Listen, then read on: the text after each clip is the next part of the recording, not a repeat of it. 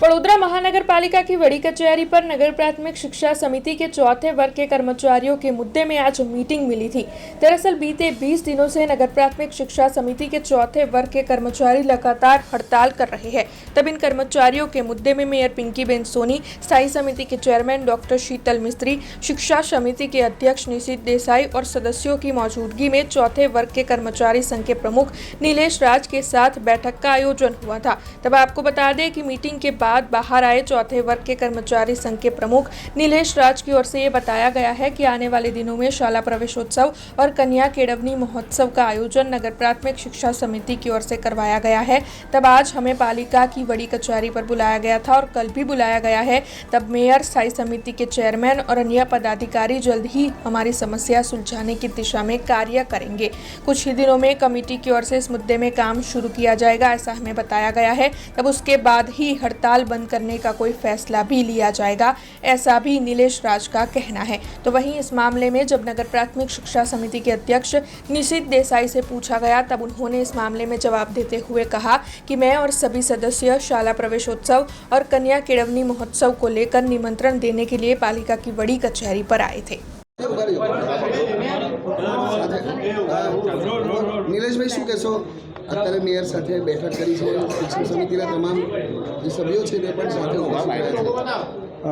આજરોજ આપણે જોઈએ મુજબ મેયરશ્રીના કેબિનમાં મેયરશ્રી, સ્ટેન્ડિંગ કમિટીના ચેરમેન, નગર પ્રાથમિક શિક્ષણ સમિતિના ચેરમેનશ્રી, વાઇસ ચેરમેનશ્રી, શાસનાધિકારીશ્રી તમામ સભ્યોશ્રી મને બોલાવેલો હતો અને જે પ્રશ્ન છે એ પ્રશ્નને લઈને એમને ચિંતા છે અને એમણે કહ્યું કે નિલેશભાઈ, અમને હજી પણ થોડોક સમય આપો અને એમણે એવું કહ્યું છે કે આ જે તમારું કામ છે એ તાત્કાલિક થાય એવું નથી, અમે આવતીકાલથી તમારા કામ અંગે ચિંતા કરીએ છીએ અને જે પ્રોસેસ કરવાની છે એ સાચી પ્રોસેસમાં અમે જઈશું।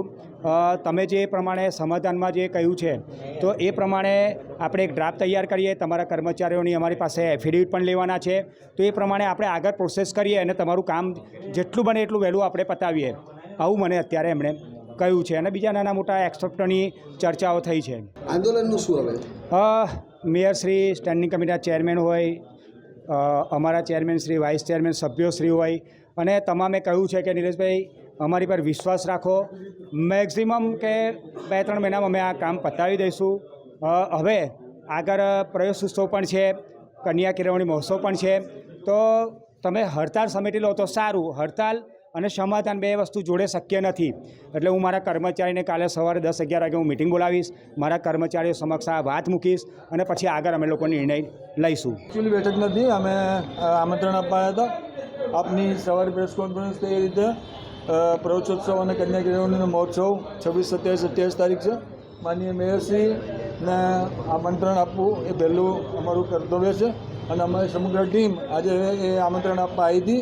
સાથે અમારા ચોથા વર્ગના કર્મચારી પણ આવ્યા અને એમની જોડે અમે વાતચીત કરી કે આ આપણો બાળકોનો ઉત્સવ છે અને એ ઉત્સવમાં અમે સર્વે જોડાઈને કામ કરીએ એના માટેની આજે અમે ચર્ચા કરી।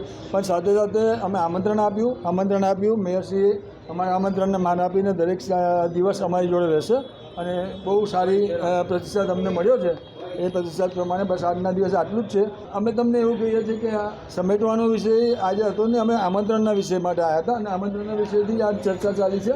હવે આમંત્રણ સાથે અમે ઘણી અમારી બધાની 15 મહિનાની અલગ અલગ વાતો હોય અને મેયરશ્રી જોડે ઘણા દિવસ પછી મળ્યા છે, બધા ભેગા થઈને એક સાથે તો ઘણી વાત કરી, એક ચા પીવડાવી મેયરશ્રી, એટલે અમે ચા પણ પીધી અને સમય ઘણો ગયો।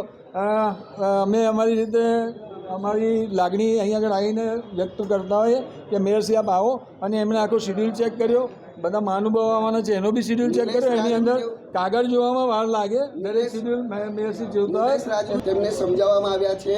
હા, અમે સમજાવતા હોઈએ કે ભાઈ આપણે જ્યારે કન્યા કેળવણીનો પ્રવેશોત્સવ હોય તો એ દિવસોમાં આપણે આપણી શાળાઓની ચિંતા બી કરવી જ જોઈએ જોડે, અને એમણે એ શાળાઓની ચિંતા કરવા માટે એ વર્ષોથી જે કામ કરતા આવ્યા છે, हमारी जोड़े रहीने करता है, हमारा परिवार ना है, એટલે અમે એમને સમજાવીએ તો સ્વાભાવિક છે।